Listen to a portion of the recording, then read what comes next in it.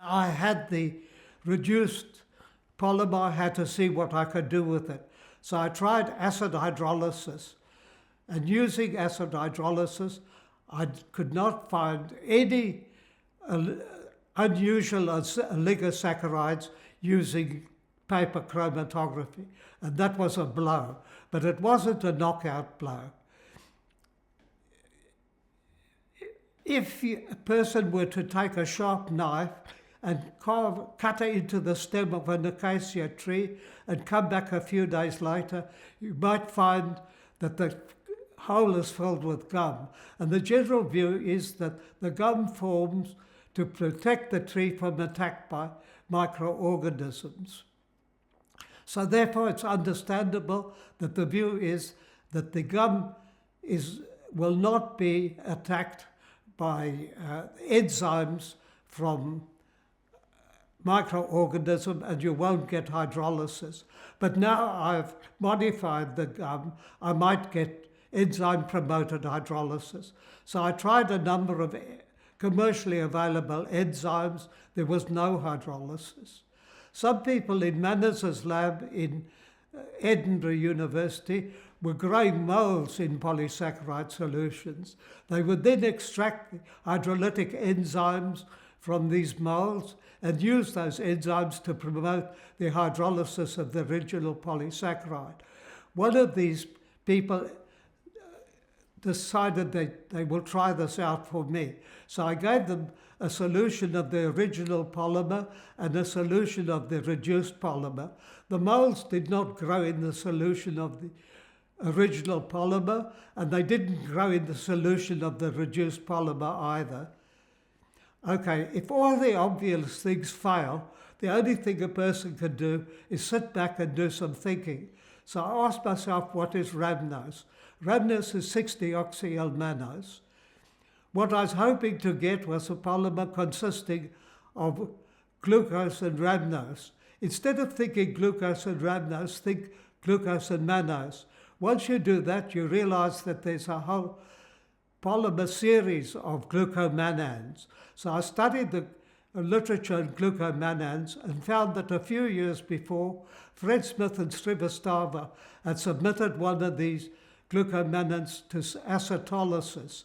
What they did was they added acetic anhydride and a few drops of concentrated sulfuric acid to the glucomannan and then let that sit overnight.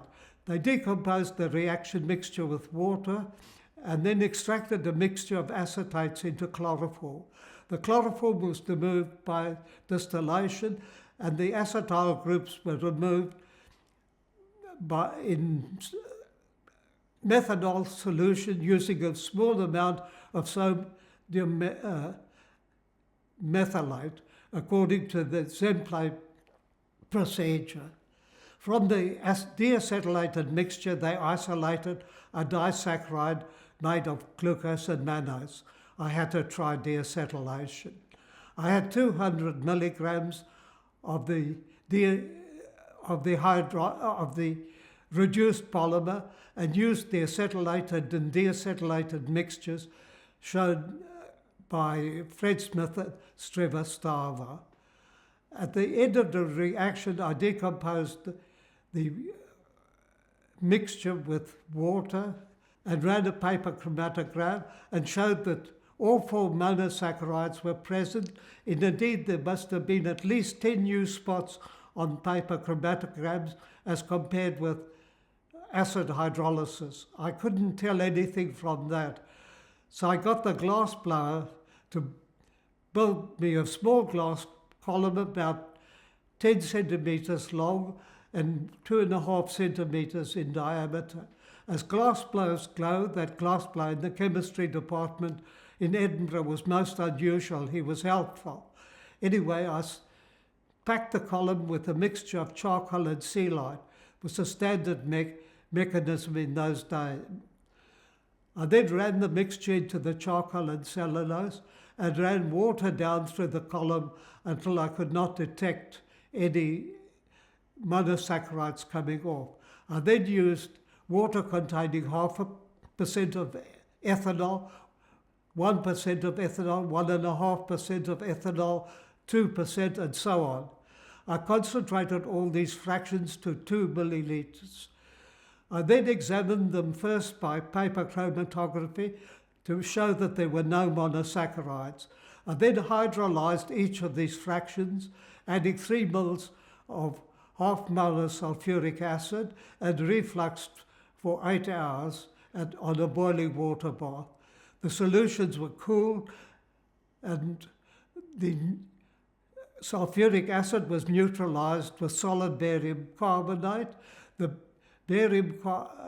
excess barium carbonate and barium sulfate were removed by precipitation, and I examined the filtrates by paper chromatography. In the filtrate from the 1.5% ethanol, I picked up rhamnose after hydrolysis. As far as I was concerned, that rhamnose must have come from the hydrolysis of a rhamnose containing oligosaccharide, and that was the breakthrough I was looking for. But Gerald Aspinall and some of the other people in Edinburgh were not convinced. A few days after I'd got this result, I was in London and went to the Lister Institute and spoke to Bill Whelan, who was regarded as one of England's top polysaccharide chemists. And he told me the job could not be done, particularly by the approach which I'd been using. These people were not idiots. They had every right to be skeptical of my interpretation of the acetolysis results.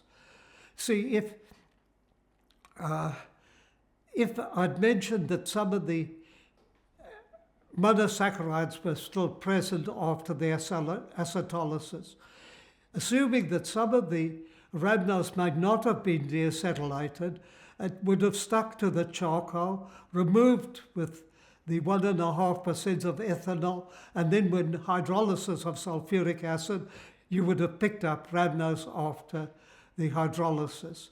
But I had so much confidence in my interpretation of the acetolysis that when I got back to Edinburgh from London, I decided to try and make 10 grams of the reduced polymer. And then I carried out the acetylation and the acetolysis and deacetylation. I then used first cellulose column chromatography, then charcoal light column chromatography, and cellulose column chromatography again. And at the end of that, which took well over a year, I got a gram of syrupy oligosaccharide which contained rhamnose and showed only one spot on the paper chromatogram. I'd like to note here that cellulose column chromatography is very different from column chromatography using silico-alumina. If you use silico-alumina, you're using adsorption chromatography. If you use cellulose chromatography, you're using partition chromatography. So it's possible to use the same cellulose column for months on end, and you could switch it off every night. Using cellulose column chromatography, it's often possible to separate substances which are very similar chemical and physical properties. In this day and age, of course, you could use high-performance liquid chromatography, which is much faster. In my case, not only was the chromatography slow, but it was tricky because I didn't know which spot on paper corresponded to the material I was looking for. And I was using paper chromatography to follow the fractionation on the columns. So what I did was this. After removing all the monosaccharides and any material that had not been fully deacetylated from the first cellulose column, I hydrolyzed small quantities of every single fraction to find out where the rhamnose was going. And then by a process of elimination, I found out what I was looking for. Once I knew which spot corresponded I'm looking for, I could combine all those fractions, remove the solvent by distillation, took up the residue in water, and then used the charcoal light column to separate disaccharides from higher oligosaccharides, and then used the second cellulose column to separate the disaccharides.